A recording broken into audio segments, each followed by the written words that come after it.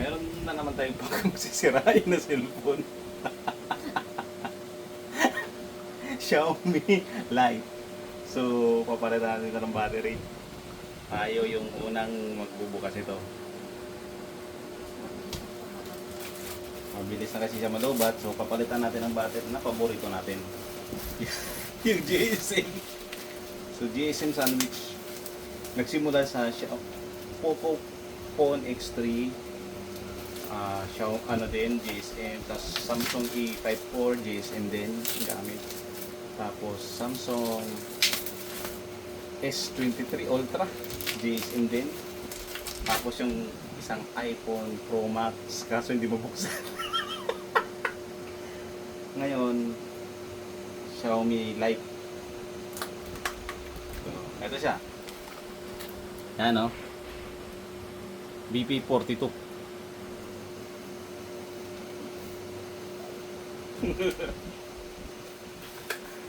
Ito na yung battery. Oh, GSM yan. So, meron na rin siyang pandikit, kaya huwag kayo mag-alala. Pandikit niya sa likod ng ano niya. So, ito yung cellphone na sisirain natin. Mukhang kasya naman. Ngayon, gamitan na natin ito, magic tools. Hindi na natin gamitan ng ganito. Ayan, hindi na natin gigamit. So, sisirain natin siya. Ayan oh. Kita niyo yan? Saglit lang. Oh. Ay. Saglit lang, oh. O, di ba? Saglit lang. O, ha? Saglit lang, oh.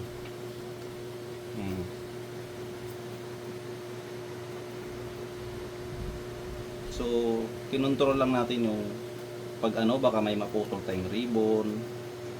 So, kontrolado lang.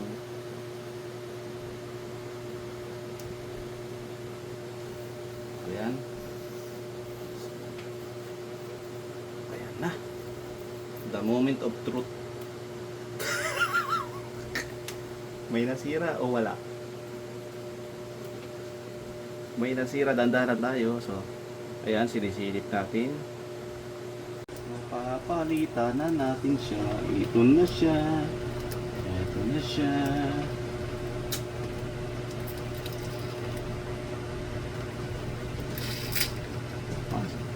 Sira basic. Sira na. Congratulations. Congratulations. Oh, tanggal. So, congratulations. So, ito yung battery daw niya. Mabilis malubat. Oh, photographer natin yung customer. Takot na nga siya eh. Yung problema ngayon, nawawala yung battery. Ang battery na pamalit natin, nawawala. Nasaan na? Ayan, di ba? Ay, ito pala. So, ito siya.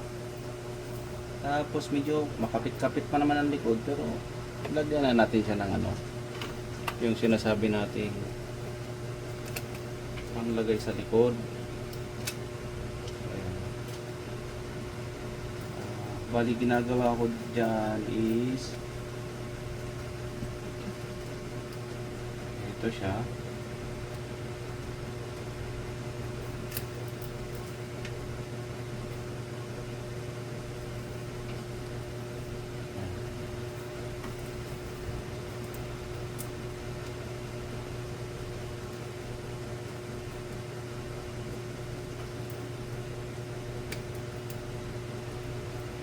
Tanggalin na natin ito. Tapos ilagay na natin ang bagong battery.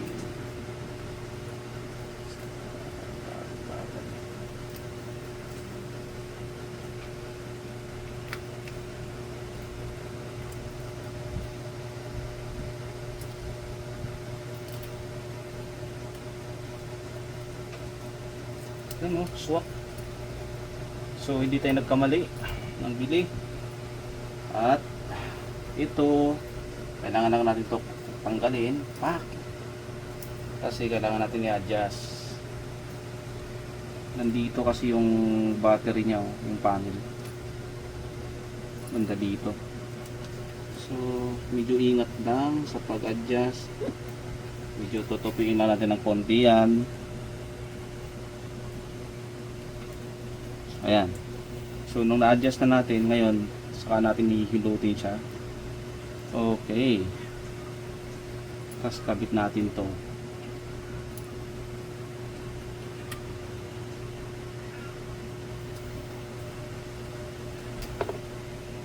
Ngayon, saka natin susubukan, no, kung off ba talaga.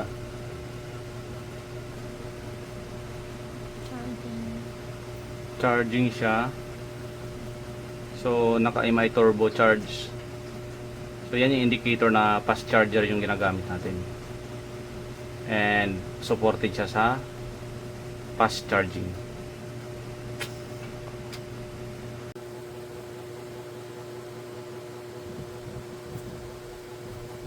B7,000.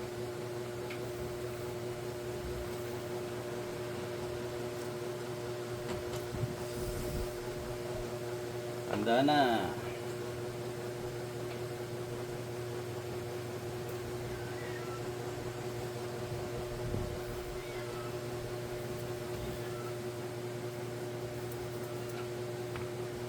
Ito siya. Ayos sa cellphone. So, ganito ang gagawin natin dyan.